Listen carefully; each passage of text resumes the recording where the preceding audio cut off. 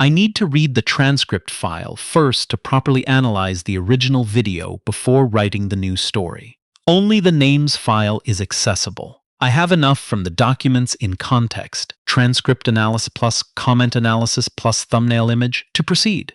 Let me write the story now. The envelope sat on the break room counter for 3 days before Diane Osei finally opened it. She already knew what was inside. A termination letter, probably. Or a transfer notice to another floor, the kind of lateral move that was really just a polite demotion. She'd seen it happen to others at Caldwell and Merritt Financial Group. 15 years of quiet, competent service, and then one day you're reassigned to a satellite office in Barrie, and everyone pretends it's a promotion. Diane was 43 years old. She had a daughter in her second year at Ryerson, a mortgage on a semi-detached in Etobicoke that she'd been chipping away at since her husband passed, and exactly $11 in her personal checking account until Thursday. She wasn't looking for sympathy. She had never looked for sympathy. That was perhaps part of the problem. She picked up the envelope. The return address read, Office of R. Langford, Managing Director, Caldwell and Merritt Financial Group, Toronto HQ. She put it back down, poured herself a coffee, drank half of it standing at the window, watching the rain come down on Bay Street like the city itself was trying to wash something off. Then she opened it. It wasn't a termination letter. It was an invitation. Raymond Langford had been managing director of Caldwell and Merritt for 9 years, and in those 9 years he had developed a reputation that people described differently depending on who you asked. His board called him results-oriented. His junior analysts called him terrifying. The women on the support staff, when they spoke about him at all, which was rarely and never near the elevators, called him that man. He was 61, silver-haired, and possessed of the particular confidence that accumulates in men who have never once been told no by anyone who mattered. He wore bespoke suits from a tailor on King Street West. He kept a bottle of single malt in his desk drawer and poured it into a crystal glass at exactly 4:45 every afternoon, whether he had cause to celebrate or not. He did not believe in cause. He believed in habit. He also believed, with a fervor that bordered on theological, that people revealed themselves through games, not team-building exercises, not personality assessments. Games, real ones, with stakes. Bridge, backgammon, poker when the occasion allowed, and chess above all. Chess was his religion, his proving ground, the metric by which he quietly sorted the people around him into those worth his attention and those who were not. He had beaten every analyst, every junior partner, every visiting consultant who had ever sat across from him at the small marble-topped table in the corner of his office. He had a shelf of trophies from club tournaments in the 90s. He had, on 3 separate occasions, beaten a sitting federal cabinet minister and not mentioned it to anyone, which he considered the classiest thing he had ever done. The invitation to Diane Osei was not, technically speaking, an invitation. It was a summons worded graciously enough to maintain plausible deniability. The annual senior staff gala at the Caldwell and Merritt rooftop event space. Attendance strongly encouraged for all department heads and team leads.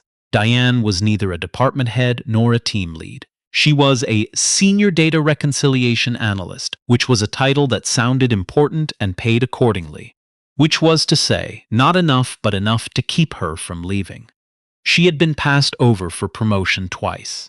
Both times, the person promoted above her had been younger, less experienced, and had needed her to quietly walk them through the job for the first 4 months. She had never said a word about it. This was also, perhaps, part of the problem. She folded the invitation, put it in her blazer pocket, and went back to her desk. The gala was on a Friday in November, the kind of November evening in Toronto that makes you wonder, briefly, why anyone chose to build a city here. The wind off the lake had teeth. Diane wore the navy dress she'd bought for her daughter's convocation 2 years ago and told herself it still looked appropriate. It did. She had that quality. She always looked appropriate. Quietly, invisibly appropriate. The kind of appropriate that people walked past. The rooftop was heated by those tall outdoor lamps that glow amber and make everyone look warm and significant. There were roughly 80 people, most of them holding glasses of something expensive, most of them clustered in the gravitational orbits of people more senior than themselves. Raymond Langford stood near the far railing with a small group that had arranged itself around him, the way iron filings arrange themselves around a magnet. He was laughing at something one of the VPs had said, a big, proprietary laugh, the laugh of a man who owns the room and knows it. Diane took a glass of sparkling water from a passing tray and positioned herself near the hors d'oeuvres table, which was the polite, practiced movement of a woman who has attended many events where she did not quite belong and has learned to make herself comfortable at the margins. She was watching the city, the CN Tower lit up to the south, the condo towers to the west, the particular orange-gray of a Toronto night sky, when she heard a voice beside her. "You're Osei from Reconciliation." She turned. Langford. Up close, he was slightly shorter than he appeared from across the room, and his eyes were the pale, assessing gray of someone who is always calculating something. "That's right," she said. "Diane, Raymond Langford." He didn't offer his hand. "How long have you been with the firm?" 15 years. Something shifted in his expression. Not quite surprise, more like recalibration. "I don't think we've met." "We haven't," she said pleasantly. "You walked past my desk every morning for about 6 years when I sat on the 4th floor. But we haven't met." A beat of silence. Then Langford smiled. Not the proprietary laugh from earlier, something smaller and more genuine. "Fair enough." He glanced at her glass of water. "Not drinking?" "Early morning tomorrow. On a Saturday? My daughter has a volleyball tournament, 3 hours away. I'm driving." He looked at her for a moment with the particular expression of a man who is deciding whether a person is interesting. Then he gestured toward the corner of the rooftop, where someone had set up a chess table. Ornamental, she assumed, decorative in the way that rooftop galas sometimes deployed props to suggest intellectual sophistication. "Do you play?" he asked. She almost said no. It would have been so easy. It was what she always did, what 15 years of making herself invisible had trained her to do. "No, I don't really. Thanks, though." Step back. Find the hors d'oeuvres table again. Let the evening pass quietly and go home and wake up early and drive 3 hours with coffee in a thermos and watch her daughter spike a volleyball with the focused fury that Diane had always quietly admired because it was so unlike herself. She almost said no. Instead, she said, "Sure." What Langford had not been told, what no one at Caldwell and Merritt knew, because Diane had never mentioned it, was that she had learned chess from her father, a secondary school teacher from Kumasi who had come to Canada in 1981 with 2 suitcases and a chess set that he considered the most portable form of education he knew. He had taught her when she was 5. By 8, she was beating him. By 12, she was playing in junior provincial tournaments and losing rarely. By 16, she had quietly concluded that competitive chess was not something she wanted to build her identity around. And so she had stepped back from it, the way she stepped back from most things that might have made her conspicuous. Not from lack of ability, but from a preference for interior life over external recognition. She still played.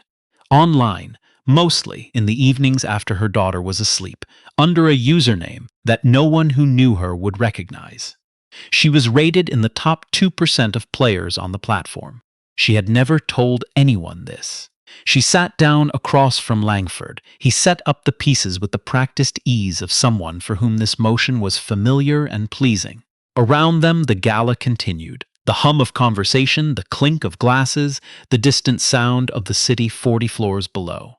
"I'll warn you," Langford said, not unkindly. "I don't go easy on anyone." "That's fine," Diane said. "Most people find that discouraging." "I'm not most people," she said, and she said it so simply, without any edge to it, that he glanced up from the board for just a moment. They began. Diane played what her father had called her listening game. She had a name for it because she had named everything her father taught her as a child so she could remember it. Not the formal names from chess theory, but her own names, her own system. The listening game meant, let the other player tell you who they are. Let them make the first three moves in the way that feels most natural to them, most confident, most like themselves. And then listen to what those moves say. What Langford's first three moves said was, I am in a hurry to dominate the center and I expect you to be defensive. She wasn't defensive. She played a quiet, almost innocuous-looking response. The kind of setup that looks, to a certain kind of player, like uncertainty. Langford took a longer sip of his scotch, moved a knight forward with the confident tick of a man making a point. She noticed the VP who had been standing with Langford drift over, drink in hand, watching. Then another person. Then two more. By the fifth move, there were 6 people gathered loosely around the table the way people at parties gather around anything that has the quality of an event. Langford played beautifully, technically. He was good. She had no desire to pretend otherwise, even internally. He was methodical, aggressive in a controlled way, clearly had experience with opponents who challenged him. She could see why he won. She could also see, by the 6th move, that he had a pattern, a blind spot, really a consistent preference for one side of the board that he'd been masking with aggressive forward play. It was the kind of thing you'd only notice if you'd been watching, very quietly, instead of reacting. She'd been watching. On the 8th move, she shifted her queen. It was a quiet move, geometrically elegant but not flashy. The kind of move that looked to the casual observer like a repositioning, like maybe she was just trying to protect a bishop. Langford looked at the board for 11 seconds. She counted without appearing to count. He said. On the 9th move, she took his rook, and the game was, functionally, over. Not concluded, they played it out 4 more moves because Langford was too experienced to simply tip his king without due diligence, but over. The outcome was no longer in question. When he finally set his king on its side, he sat back in his chair and looked at her with those pale gray eyes, and this time the calculation in them was different. Not the assessment of whether someone was interesting. Something more serious. Where did you learn to play like that? He said. My father, she said. He was a teacher. What did he teach? Everything he thought was worth knowing. Someone in the small crowd around them laughed. A short, genuine laugh. Langford looked at the board for another moment, then back at her. Best of 3? He said. I have to be on the road by 7 tomorrow, she said. He nodded slowly. Around them, people were already beginning to talk, the particular low murmur of a group that has witnessed something they're going to be talking about on Monday. Diane was not oblivious to this. She had simply decided, many years ago, that other people's murmuring was not her responsibility. She stood, picked up her coat from the back of the chair. Thank you for the game, she said. It was genuinely good, and she meant it. This was the thing about Diane Osei that most people, looking at her, would not have predicted. She did not need Langford to be bad at chess for her victory to matter. She did not need him to be humiliated, reduced, diminished. She had simply played the game and played it well, and that was its own complete thing. She took the elevator down alone, walked out into the November cold, and found her car in the parkade. Monday morning, there were 17 people who had been on that rooftop and were now finding reasons to walk past Diane's desk. She noticed this with the mild, wry attention she gave most things. Her inbox had an email from Langford's assistant. Mr. Langford would like to schedule a meeting with you at your earliest convenience regarding a project opportunity. She read it twice. Then she forwarded it to her daughter, Naomi, with the subject line, Interesting weekend, actually. Naomi replied 40 seconds later with 3 words and a chess piece emoji. Tell me everything. The meeting with Langford lasted 45 minutes. He was direct in the way powerful people sometimes are when they've been caught off guard and have decided to simply absorb the fact of it rather than pretend otherwise. He told her about an internal audit project, the kind of complex, cross-departmental data reconciliation work that would require someone with both technical depth and strategic overview. He said, been looking for the right person to lead it for 3 months. It's a team lead role, he said. Acting, to start. But if the project outcomes are what I expect them to be, permanent. Diane listened to this. She thought about the 2 times she had been passed over. She thought about $11 in her checking account until Thursday, and the mortgage, and Naomi's tuition, and the drive back from the volleyball tournament on Saturday afternoon, during which Naomi, who had won, had said from the passenger seat, with her eyes closed, "Mom, do you actually like your job?" "Can I ask you something?" Diane said. "Go ahead. I've been at this firm for 15 years. I was passed over for team lead twice. What changed?" Langford was quiet for a moment. Then, "Honestly, I didn't know you existed." It was not, she thought later, an apology. It wasn't meant to be. It was just a man saying a true thing, which in her experience was rarer than it should be. "That's fair," she said, "though it probably shouldn't have taken a chess game." "No," he said. "It probably shouldn't have." She took the role. The audit project ran for 5 months. It was the most demanding work she had done in her professional life. Not the chess, not the solving of individual puzzles, but the sustained effort of leading a team of people through something genuinely difficult, keeping them motivated and clear-sighted and honest when the data started coming back in ways that made certain senior people very uncomfortable. It made certain senior people very uncomfortable.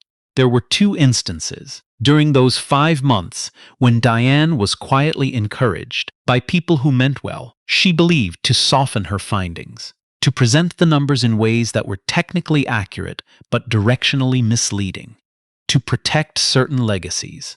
She presented the numbers as they were. The report was not popular in some quarters. It was, however, clean. It was honest. And it had the quality that the best work always has, which is the quality of being undeniable. Langford, to his credit, did not blink. He took the report to the board. He cited her by name. He made the team lead position permanent.